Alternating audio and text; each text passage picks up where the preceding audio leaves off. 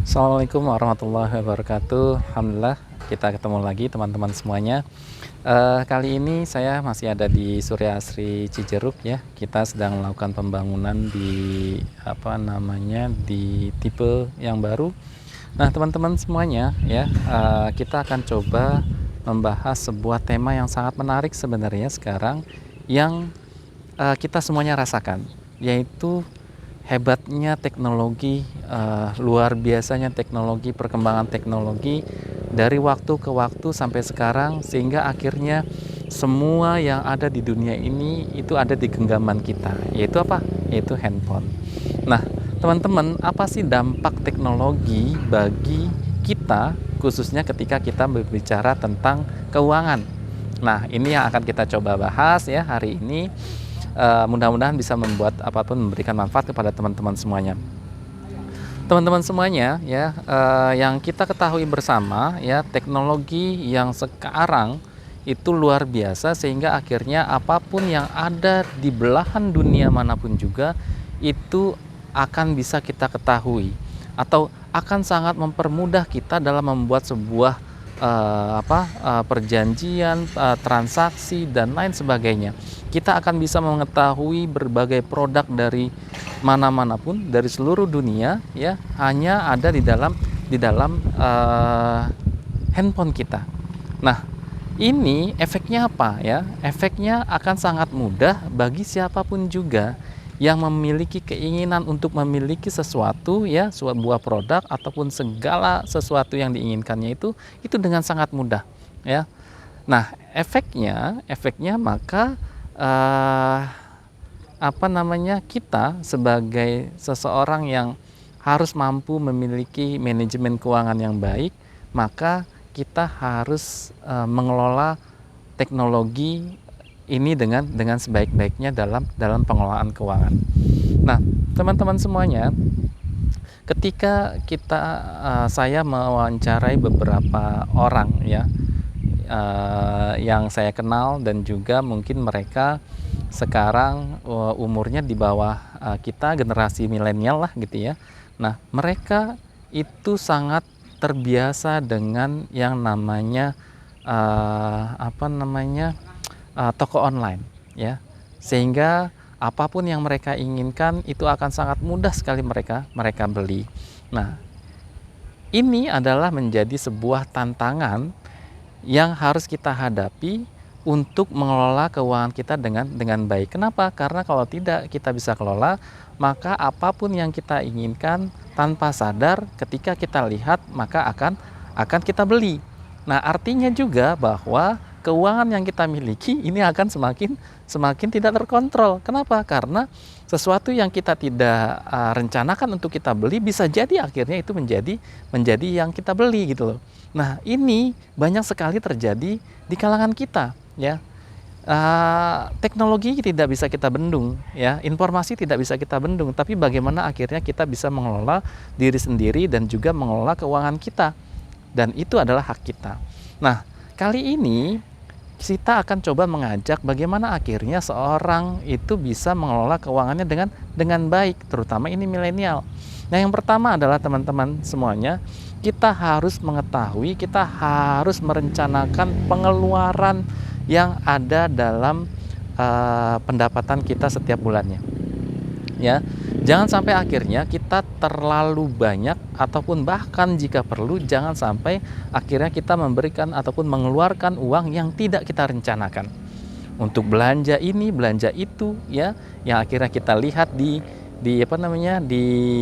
toko online ya. Kenapa? Karena itu tanpa sadar kita akan terjerumus dan menghabiskan uang yang kita miliki. Itu yang pertama. Lalu yang kedua, teman-teman semuanya, kita harus sekali lagi memiliki perencanaan keuangan yang baik ke depan. Kita tidak bicara 1 tahun, 2 tahun, 3 tahun, tapi kita akan berbicara bagaimana nanti 5-10 tahun yang akan datang atau bahkan 15 tahun yang akan datang terkait dengan keuangan kita. Nah, artinya apa? Artinya teman-teman semuanya, kita semuanya harus mampu memiliki tabungan ataupun investasi-investasi yang itu akan memberikan hasil kepada kita, baik secara nilai produk itu, investasi itu, atau bahkan yang paling baik adalah ketika nilai investasi itu bisa mendatangkan passive income kepada kita, ya. Nah, di video YouTube banyak kita dapati, ya, bagaimana akhirnya memiliki aset yang bisa memberikan passive income kepada kita, bisa memberikan pendapatan rutin kepada kita setiap bulannya. Nah, ini harus kita pelajari, teman-teman, ya. Banyak hal yang bisa kita pelajari dan banyak bentuknya gitu loh, untuk memberikan ataupun untuk mendapatkan investasi yang seperti itu. Nah, ada yang kecil, ya, baik itu bisa itu berupa emas, ya, yang bisa kita tabung, bisa kita beli, kita simpan, lalu akan kita bisa jual lagi ketika akhirnya kenaikan harga sudah kita dapatkan gitu ya. Atau kita juga bisa bermain, ya, ataupun menginvestasikan kita di properti. Nah, ini properti ini yang paling banyak peminatnya. Kenapa? Karena properti itu kenaikannya itu bisa luar biasa gitu ya. Bisa meningkat dengan tidak sesuai dengan biasanya, ya. Bisa bisa terjadi lonjakan kenaikan yang sangat besar gitu. Nah, ini yang harus kita pelajari, dan ini yang dilakukan ataupun diterapkan oleh orang-orang yang memiliki uang yang cukup besar, yang cukup banyak gitu ya. Nah, tentu ya kita semuanya ingin seperti itu, bukan gitu ya. Nah, oleh karena itu yuk kita pelajari. Nah, teman-teman, kenapa akhirnya properti itu banyak dipilih oleh orang-orang, ya, untuk menjadi tempat investasinya, ya. Karena ada dua hal yang pasti, ya, yang akan dia dapatkan ketika akhirnya dia berinvestasi pada properti. Yang pertama, ya teman-teman, dia akan mendapatkan kenaikan nilai propertinya dari tahun ke tahun. Kenapa? Karena seperti yang kita ketahui bersama bahwa pada umumnya, ya, properti itu dari tahun ke tahun nilainya itu mengalami kenaikan, terutama di tanahnya gitu ya. Nah, tanahnya itu selalu mengalami kenaikan. Kenapa kenaikan? Karena memang jumlah tanah, ya, yang ada itu terus berkurang. Nah, sesuai dengan dengan hukum pasar bahwa semakin sedikit stoknya ataupun keberadaannya, maka akan semakin banyak yang membutuhkan, banyak yang mencari gitu ya. Nah, ini akhirnya yang menyebabkan nilai tanah itu dari tahun ke tahun akan selalu naik gitu, teman-teman. Nah, inilah yang dimanfaatkan, inilah yang dilihat oleh orang-orang sebagai sebuah bentuk investasi yang memang akhirnya menjanjikan. Dan itu harus kita lakukan. Nah, lalu yang kedua, teman-teman, kenapa akhirnya harus di properti? Kita harus mencari juga properti yang bisa mendatangkan pasif income kepada kita, gitu ya. Ya, supaya apa? Supaya akhirnya ketika kita menginvestasikan dalam jumlah tertentu pada sebuah properti, maka kita juga harus memilih properti yang bisa mendatangkan passive income itu kepada kita. Nah, gimana caranya? Apakah memang ada gitu ya? Kan ketika kita beli properti biasanya kita gunakan gitu ya. Terusnya biasanya kita tinggali, kalau misalnya rumah gitu ya, atau apartemen juga seperti itu. Nah, lalu bagaimana bisa mendatangkan passive income? Nah, caranya cari properti yang dia bisa kita sewakan, atau dia bisa kita manfaatkan untuk sebuah usaha, gitu ya.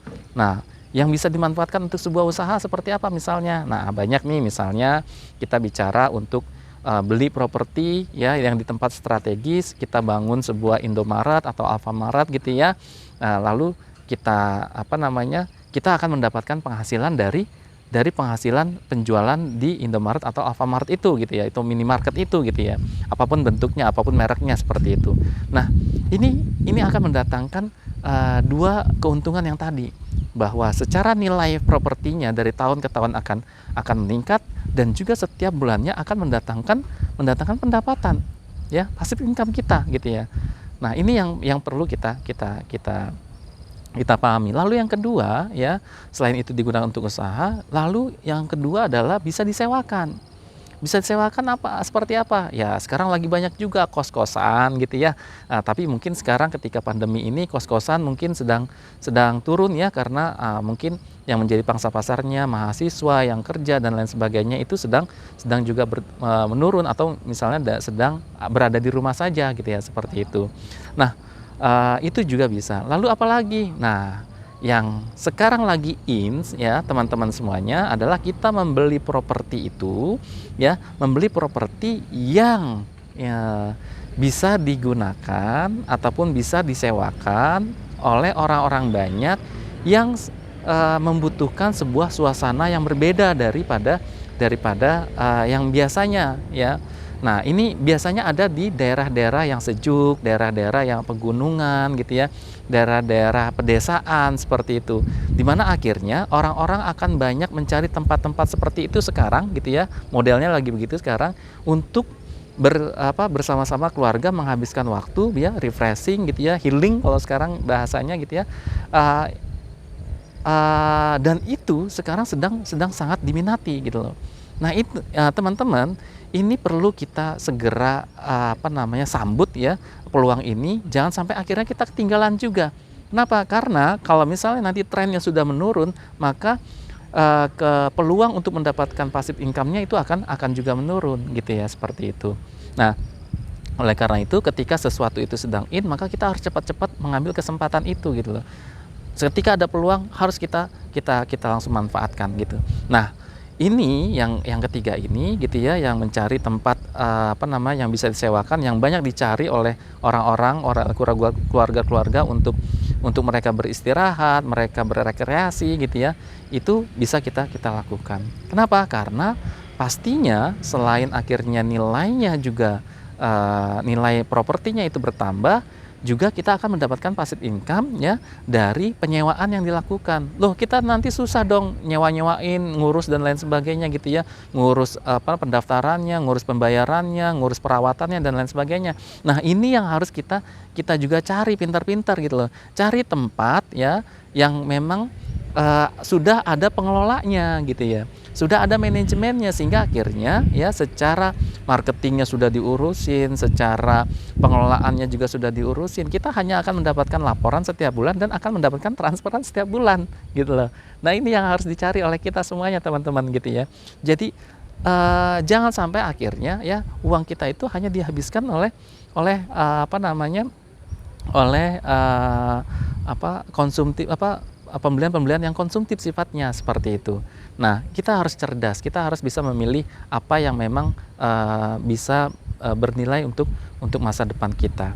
Nah, sekarang pertanyaannya, wah sekarang saya belum punya yang kayak begitu gitu. Saya belum punya uang sebanyak itu untuk membeli properti gitu ya. Nah, yang bisa dilakukan teman-teman adalah cari properti ya yang bisa dicicil ya lewat lewat developer kah gitu ya, atau lewat bank yang dalam hal ini bank syariah kah gitu ya. Dan di mana akhirnya biaya cicilan itu ya itu bisa tertutupi ataupun bisa sebagian besarnya tertutupi ya oleh pendapatan yang setiap bulannya kita dapatkan dari sewa yang kita lakukan itu gitu teman-teman ya. Nah, ini sehingga kalaupun tidak menutupi dari sewaan itu, maka yang kita keluarkan untuk cicilan itu akan sangat kecil gitu loh ya, akan sangat kecil. Nah, lalu gimana nanti ketika akhirnya kita tidak bisa membayar gitu ya, kita tidak bisa tidak bisa melanjutkan pembayaran gitu ya kalau terjadi sesuatu, maka jangan khawatir ya, cari juga ya yang bisa menskemakan bahwa ketika kita tidak bisa melanjutkan, maka yang dilakukan adalah properti itu dijual, lalu hasil dari penjualannya selisihnya kita untuk menutupi kekurangan dari aset kita, pembelian kita tadi gitu ya, dan sisanya bisa bisa kita gunakan, ya kan? Nah, jadi teman-teman, artinya ketika kita berinvestasi di properti, maka tidak akan ada yang rugi gitu loh. Nah, inilah kenapa akhirnya kita harus mulai ya memikirkan yang belum berinvestasi di properti, maka kita harus mulai memikirkan bagaimana kita berinvestasi pada properti. Lalu bagaimana kita memilih properti yang memang benar-benar bisa menjadi sebuah investasi bagi kita dan mendatangkan kenaikan properti yang bagus dan juga akhirnya mendatangkan pasif income kepada kita. Nah, itu salah satunya teman-teman. Nah, oleh karena itu ya, bagi teman-teman yang sekali lagi yang belum memulai, maka yuk coba kita pelajari ya. Kita belajar ya apa yang harus kita lakukan terkait dengan masa depan kita, khususnya untuk mengelola keuangan kita ya. Itu saja ya mungkin yang bisa saya sampaikan pada hari ini ya. Terima kasih. Wassalamualaikum warahmatullahi wabarakatuh.